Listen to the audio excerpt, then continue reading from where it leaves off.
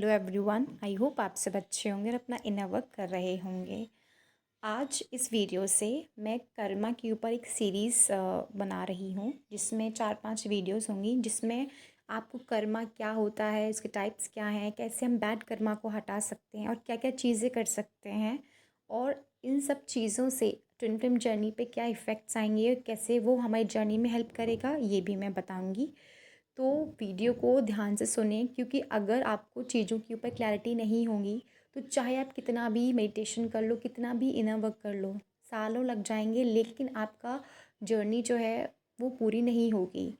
बहुत सारी डीएफ्स जो हैं वो कहती हैं, मैम हम बहुत टाइम से इनर वर्क कर रहे हैं, कुछ लोग तो सालों से कर रहे हैं, लेकिन उनके अंदर डाउट्स अभी भी हैं, उनकी जर्नी अभी भी पूरी नहीं हुई है, इवन वो मिड तक भी नहीं पहुँचे हैं। क्यों नहीं पहुँचे हैं? क्योंकि उनकी लाइफ में चीज़ों को लेके क्लैरिटी ही नहीं है। तो जैसे मैंने डीएमडीएफ बैलेंसिंग पे आपको पूरा समझाया, वैसे ही मैं आज कर्मा के ऊपर भी आपको डिटेल नॉलेज दूंगी, तो आप चीज़ों को अच्छे से समझें और गहराई समझें कि भाई होती क्या है चीज़ें। क्या किसी ने हमें कुछ कह दिया, या फिर हमने किसी चैनल पे सुन लिया, किसी वीडियो में सुन लिया, और फिर हमने ये अज्यूम कर लिया कि हमने कुछ करा, कुछ पाप हो जाएगा। तो इस तरह कर्मा काम नहीं करता है, उसकी फुल अंडरस्टैंडिंग होना बहुत ज़रूरी है। इसीलिए मैं ये सीरीज़ शुरू कर रही हूँ, और मैं छोटे छोटे ही बनाऊंगी वीडियोस, ताकि आप लोगों को भी देखने में आसानी हो, एकदम से लोड ना पड़े। तो 10 या फिर 5 से 10 मिनट की कुछ वीडियोस रहेंगी, आप बिल्कुल अच्छे से देखना और समझना। इवन ज़रूरत पड़े तो वहाँ नोट्स बना लेना, और अपनी लाइफ में कहाँ कहाँ आपने चीज़ों को गलत समझा था, उस चीज़ को लेकर आपको यहाँ क्लैरिटी ज़रूर मिलेगी। तो सबसे पहले हम आज ये समझेंगे कि कर्म क्या होता है। हमने बहुत जगह सुना है कि किसी के साथ कुछ गलत हो जाता है तो हम कहते हैं कि कुछ मतलब इसने कुछ बुरे कर्म किए होंगे, जिसलिए इसके साथ बुरा हुआ। या फिर किसी के साथ बहुत मतलब कम मेहनत में बहुत जल्दी रिजल्ट्स मिल जाते हैं, जो लोग कम मेहनत करते हैं उनको रिजल्ट्स बहुत जल्दी मिल जाते हैं, तो हम कहते हैं यार इसके कर्म अच्छे रहे होंगे पहले के, इसलिए इसको जल्दी रिजल्ट मिल गया या जल्दी जॉब लग गई, वट एवर जो भी हम समझते हैं। और ट्विन फ्लेम जर्नी में भी बहुत सारी चीज़ें हम सुनते हैं और कहते हैं, हम कहते हैं कि मेरा सेपरेशन क्रिएट हो गया, या फिर हमारी लाइफ में कार्मिक्स बहुत हैं, ठीक है, कार्मिक डेट बहुत है, ये सब कहते हैं। क्यों? क्योंकि कुछ ना कुछ कर्मा रहा होगा, इसलिए वो सब चीज़ें हैं। तो अब मज़े की बात ये है कि सोचने वाली बात है, मतलब मज़े की बात नहीं, कि क्या कर्म सिर्फ पनिशमेंट होता है? हाँ, कि क्या यूनिवर्स हमें सिर्फ पनिश करना चाहता है? क्या बैड कर्मा को हम रिमूव किया जा सकता है या नहीं किया जा सकता है? ठीक है। और ट्विन फ्लेम जर्नी में कर्मा का एक्चुअल रोल होता क्या है? तो इन सब चीज़ों को अब मैं आपको बताऊंगी कि भाई साइंटिफिकली, स्पिरिचुअली और प्रैक्टिकल तरीक़ों से भी आप इसे कैसे ठीक कर सकते हो। तो वीडियो को एंड तक ज़रूर देखना, और किसी को भी सेशन लेना है, काउंसलिंग लेनी है, तो ग्रुप, जो व्हाट्सएप ग्रुप है उसका लिंक डिस्क्रिप्शन में है, आप वहाँ से ग्रुप ज्वाइन कर सकते हैं और डायरेक्ट मुझे कांटेक्ट कर सकते हैं वहाँ से। तो व्हाट इज़ कर्मा? सबसे पहले एक बहुत बड़ा मिथ है कि कर्म का मतलब हम लोगों ने पनिशमेंट समझा है, कि कुछ भी हमारे साथ होता है तो हम यही बोलते कि मैंने ही कुछ पाप कर्म किए होंगे जिसकी वजह से ये सब हो रहा है। पर इसका ये रियल मीनिंग नहीं है। हिंदू माइथोलॉजी और हिंदू स्क्रिप्चर्स के अकॉर्डिंग संस्कृत में कर्मा का जो मतलब बताया गया है वो एक्शन है, यानी कि कर्म मतलब डूइंग, मतलब एक्शन लेना, ठीक है। लेकिन हमारी जो ट्विन फ्लेम जर्नी है वो सोल लेवल पे काम करती है, सोल लेवल पे है, क्योंकि एनर्जेटिक लेवल का मतलब क्या है? हमारा सोल, ठीक है, हम एनर्जेटिकली अपनी सोल से कनेक्टेड है। तो यहाँ पर हम स्पिरिचुअलिटी के थ्रू, क्योंकि आध्यात्म के थ्रू, क्योंकि जो सोल है वो किसी धर्म से थोड़ी ना जुड़ी है। हमारे ट्विन फ्लेम जर्नी में एवरी रिलीजन के जो ह्यूमन बींग्स हैं वो डिफरेंट, मतलब जो सोल्स हैं वो डिफरेंट डिफरेंट बॉडीज़ में इनकारनेट हुई हैं, ठीक है। तो क्या वहाँ पर उन्होंने एक रिलीजन देखा कि वो इस रिलीजन के हैं, हिंदू के हैं, तो हिंदू में ही मैं मतलब as a twin flame birth होगा? नहीं, वो तो किसी भी रिलीजन में जाते हैं ना। इसलिए जो हमारा जो सोल है वो स्पिरिचुअलिटी से ज़्यादा कनेक्टेड रहती है। तो हमारी जो जर्नी है वो स्पिरिचुअलिटी से कनेक्टेड है। तो हमें एकदम से सिर्फ हिंदू माइथोलॉजी के अकॉर्डिंग कि कर्मा का मतलब एक्शन है, उसको नहीं मानना है। हमें देखना है कि स्पिरिचुअलिटी के अकॉर्डिंग कर्मा का मतलब क्या है। कर्मा का मतलब वहाँ पर भी एक्शन है, लेकिन सिर्फ एक्शन नहीं है। तो इस चीज़ को आप ध्यान से सुनना, अगर इधर उधर ध्यान भटक रहा है तो वापस ध्यान वीडियो पे लेकर आओ। कि स्पिरिचुअलिटी के अकॉर्डिंग कर्म का मतलब है आपका एक्शन, आपकी इंटेंशन और आपकी फीलिंग, क्योंकि ये तीनों चीज़ें मिलकर ही आपकी एक एनर्जी फील्ड क्रिएट करती हैं। यानी कि जो आप सोचते हो, जो आप फील करते हो, जो आप बोलते हो और उसके बाद जो आप एक्शंस लेते हो, ये चारों मिलकर आपका एनर्जेटिक ब्लूप्रिंट तैयार करते हैं। यानी कि आपकी लाइफ में क्या चीज़ें आएंगी, क्या चीज़ें आप मैनिफेस्ट करोगे, ये सब कुछ आपके ही हाथों में है। जैसा मैं हमेशा बोलती हूँ कि जब आप ट्विन फ्लेम जर्नी में आ जाते हैं तो आपकी मैनिफेस्टेशन पावर बढ़ने लगती है। आप कुछ सोचते हैं और वो पूरा हो जाता है। क्यों? क्योंकि हमारी जो जर्नी है वो आध्यात्मिक जर्नी है, ठीक है, सोल लेवल की जर्नी जो डायरेक्ट परमात्मा से कनेक्शन की बात करती है। वहाँ कोई मीडियम नहीं है कि उसमें बहुत टाइम लगेगा मैनिफेस्टेशन में, डायरेक्ट कनेक्शन है हमारा। तो आपके सोचना भी कर्म है, आपको आप जो फील करते हो वो भी कर्म है, और जो आप बोलते हो मुंह से किसी के लिए वो भी कर्म है, और जो आप एक्शन लेते हो वो भी कर्म है। जैसे हिंदू धर्म में एक ये लाइन है कि मन वचन काया, यानी कि मन यानी कि मन से यानी कि थॉट्स, ठीक है, वचन यानी कि मुंह से निकले हुए शब्द वर्ड्स, ठीक, काया मतलब बॉडी से लिए हुए एक्शंस, ये तीनों ही कर्म को बताते हैं, ठीक है। तो इसका मतलब आपने अगर किसी के बारे में कुछ बुरा सोचा तो वो भी कर्म है, किसी के लिए अच्छा सोचा तो वो भी कर्म है, किसी के लिए अच्छा बोला वो भी कर्म है, किसी के लिए बुरे शब्द बोले वो भी कर्म है, और एक्शंस तो आपको पता ही है, ठीक है। तो यानी कि सबसे इम्पॉर्टेंट यहाँ पर क्या चीज़ है कि अगर आप कुछ बोल रहे हो, सपोज आपने किसी के लिए कुछ गलत बोल दिया, लेकिन वो इंटेंशन आपकी नहीं थी, मतलब मन आपका साफ है, लेकिन सामने वाला कुछ ऐसा कर रहा है जिसकी वजह से आपको बोलना पड़ रहा है एट द मोमेंट, सिर्फ बताने के लिए, जताने के लिए, उसको चुप कराने के लिए, लेकिन आपकी इंटेंशन नहीं है उसे हर्ट करने की, तो वहाँ पर कोई बुरा कर्मा क्रिएट नहीं होगा। तो सबसे इम्पॉर्टेंट है कि आप कुछ भी चीज़ कर रहे हैं, सोच रहे हैं या बोल रहे हैं, तो पीछे की इंटेंशन क्या है, कि आपकी भावना कैसी है।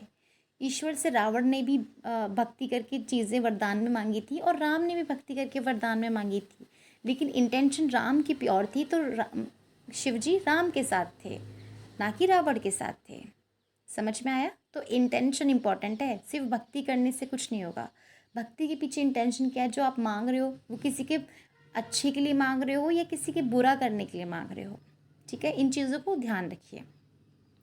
तो इसलिए हम ये नहीं कह सकते कि भाई यूनिवर्स जो है वो हमें सिर्फ पनिश करता है, या फिर हम कुछ भी चॉइस बनाएं हमारे साथ बुरा ही होता है, नहीं, ऐसा कुछ भी नहीं है। सिर्फ हम ही हैं रिस्पॉन्सिबल अपनी लाइफ में होने वाली चीज़ों के। अगर आपके साथ अभी सब कुछ बुरा चल रहा है, लाइफ में ग्रोथ नहीं है, तो उसके ज़िम्मेदार भी आप ही हैं, ठीक है, क्योंकि हम खुद अपनी चॉइस के थ्रू अपना फ्यूचर क्रिएट करते हैं, ठीक है। एक सिंपल एग्जांपल एक और बताती हूँ। अगर आप रोज़ गुस्सा करते हो और हर किसी को ब्लेम करते हो, हर सिचुएशन में एक विक्टिम फील करते हो कि भाई मैं ही बेचारी हूँ, मेरे साथ सब गलत होता है, तो धीरे धीरे वही एनर्जी आपकी पर्सनालिटी में शो होने लग जाती है। आप बेचारे रहोगे, आप हमेशा गुस्सा करोगे, ब्लेम करते नज़र आओगे। क्यों? क्योंकि कॉन्स्टेंटली आपने रिपीट वो चीज़, मतलब हम कहते हैं ना रिपीटिंग पैटर्न्स, वो रिपीटिंग पैटर्न्स क्या है, वो थॉट्स की वजह से हो सकते हैं, किसी बिहेवियर की वजह से हो सकते हैं, तो वो आपके बिहेवियर का एक पार्ट बन गए हैं, तो वही वो भी कर्म ही है, ठीक है। और फिर वैसी ही लाइफ एक्सपीरियंसेस आप अट्रैक्ट भी करने लग जाते हो। आप बोलते हो मैम मुझे ऐसे ही लोग अट्रैक्ट करती हूँ जो मुझे बार बार ट्रिगर करते हैं, बार बार गुस्सा दिलाते हैं, एक चला जाता है तो दूसरा वैसे ही पर्सन आ जाता है। तो इसी तरह अगर आप डेली ग्रैटिट्यूड भी प्रैक्टिस करोगे, जैसे डेली थैंक यू, जैसे मैं बताती हूँ कि अफर्मेशंस करो, ठीक है, उससे क्या होगा, आपका माइंड रीप्रोग्राम होगा, आपके माइंड को समझ में आएगा कि मुझे पुरानी चीज़ों को अब भुलाना है, पुरानी कंडीशनिंग को ख़त्म करके एक नई पॉजिटिव कंडीशनिंग को अपने अंदर लेकर आना है। तो वो हम बार बार जब अफर्मेशन रिपीट करते हैं तभी तो चेंज आता है।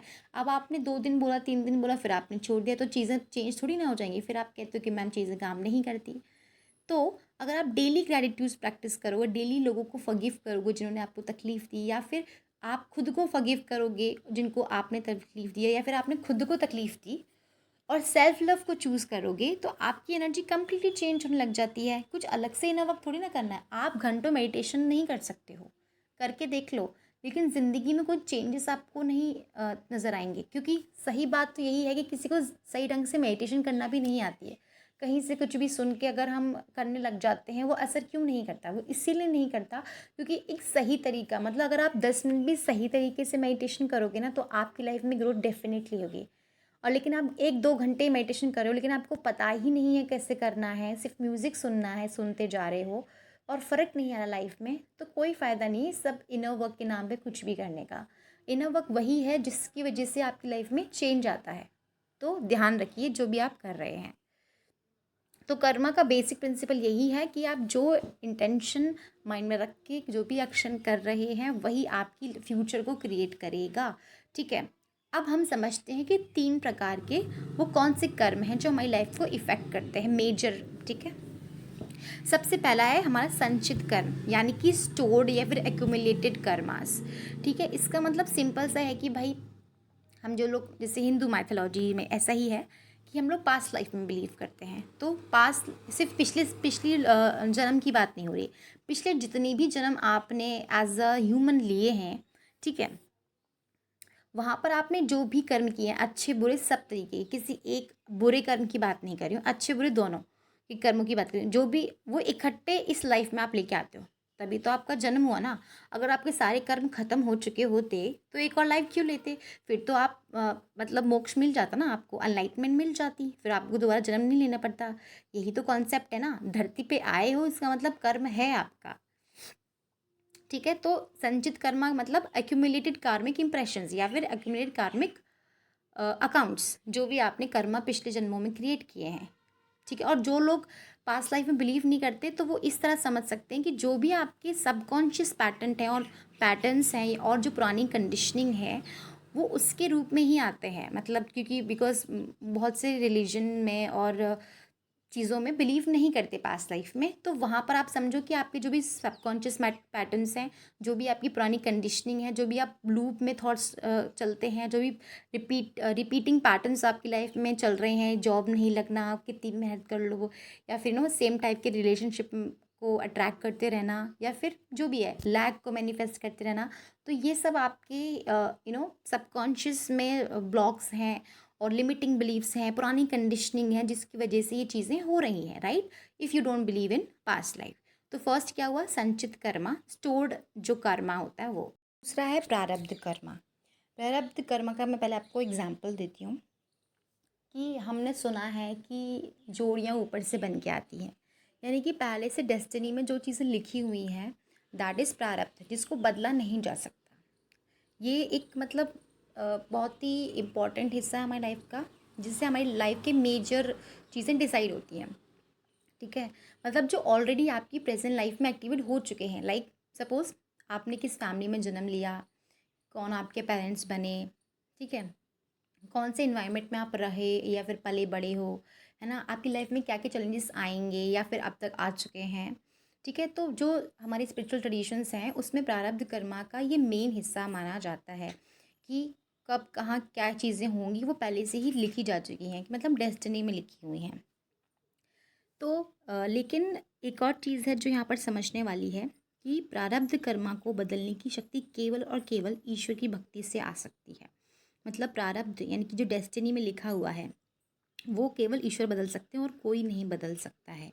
तो अगर आपको अपनी लाइफ में चेंजेस लेकर आने हैं तो ईश्वर नाम की जो डोर है वो थाम लीजिए, तभी आपकी लाइफ में कुछ चेंजेस आ सकते हैं। लेकिन बहुत ज़्यादा ईश्वर में भी ना कुछ लिमिटेशंस होती हैं, रूल्स एंड रेगुलेशन अप्लीकेबल होते हैं गॉड पे, कि सब कुछ नहीं चेंज कर सकते। कुछ एक या दो चीज़ें जो ज़रूरी हैं या फिर जो बहुत डीपली आप चाह रहे हो जाएं, और आप बहुत मतलब नेक्स्ट लेवल की आध्यात्मिक और स्पिरिचुअल या फिर रिलीजियस प्रैक्टिसेस करके आपने गॉड के साथ एक बहुत स्ट्रॉन्ग कनेक्शन बिल्ड किया है, उसके बाद ही वो चेंजेस आप देख सकते हो। मतलब प्रारब्ध में चेंजेस आ सकते हैं लेकिन बहुत ज़्यादा बड़े लेवल पे नहीं होते हैं। ठीक है, अब यहाँ पर मैंने एक चीज़ बोली थी कि लाइफ में जो भी चैलेंजेस आप फेस करोगे वो भी आपके प्रारब्ध में ही लिखा होता है, मतलब आपकी डेस्टिनी में लिखा है। क्योंकि अगर प्रारब्ध में कोई चीज़ पहले से लिखी हुई है यानी कि वो पास्ट लाइफ में आपने कुछ कर्म किए हैं जिसकी वजह से आपको करंट में वो चैलेंजेस फेस करने पड़ेंगे। अगर कुछ बैड कर्मा क्रिएट किया है तो उसको उसके जो भी फल हैं, जो भी कॉन्सिक्वेंसेज हैं वो तो आपको फेस करने पड़ेंगे, वो चैलेंजेस के रूप में आएंगे, डिलेज, है ना, लैग, ये सब चीज़ें क्या दिखाती हैं, ये प्रारब्ध में है। लेकिन यहाँ पर मेन जो लेसन है इसको कैसे ब्रेक करना है वो है कि भाई कोई भी सिचुएशन सपोज आपके सामने आती है, ठीक है, किसी भी लाइफ चैलेंज के रूप में, जैसे मनी ब्लॉकेजेस हो रहे हैं, ठीक है, और टॉक्सिक रिलेशनशिप में आप हो, आपको एक हेल्दी रिलेशनशिप में जाना है, हेल्थ हमेशा ख़राब रहती है, तो इन पैटर्न्स को ब्रेक करने के लिए आपको बस एक ही चीज़ सीखने की ज़रूरत है कि आप उस चैलेंज को किस नज़र से देखते हैं, मतलब आपका नज़रिया क्या है, माइंडसेट क्या है। मेन चीज़ माइंडसेट ही है। ट्विन फ्लेम जर्नी इसका मतलब ये नहीं कि सब कुछ भगवान ही करेंगे या सब कुछ मेडिटेशन करने से हो जाएगा, नहीं, ऐसा बिल्कुल भी नहीं है। आपको अपने चीज़ों को देखना है कि आपको 3D में चीज़ों को कैसे फेस करना है, कैसे हैंडल करोगे एज अ नॉर्मल पर्सन। मतलब आपका रिएक्शन बहुत इंपॉर्टेंट होना चाहिए। पॉजिटिविटी के साथ करोगे तो बहुत जल्दी चीज़ें अ, आगे मतलब सॉल्व कर पाओगे और आगे बढ़ पाओगे। तो प्रारब्ध Karma second type of Karma है जो डेस्टिनी में लिखा हुआ है, जिसे बदला नहीं जा सकता, लेकिन सिर्फ ईश्वर में बदलने की वो शक्ति है। ठीक है, इसलिए ईश्वर का हाथ हमेशा थामे रखें और जो भी लाइफ की सिचुएशन है उसमें आप कंट्रोल लगा सकते हैं विद योर रिएक्शन। आप चीज़ों को कैसे देखते हो, कैसे हैंडल करते हो। नाउ थर्ड इज़ द क्रियामान या फिर आगामी कर्म।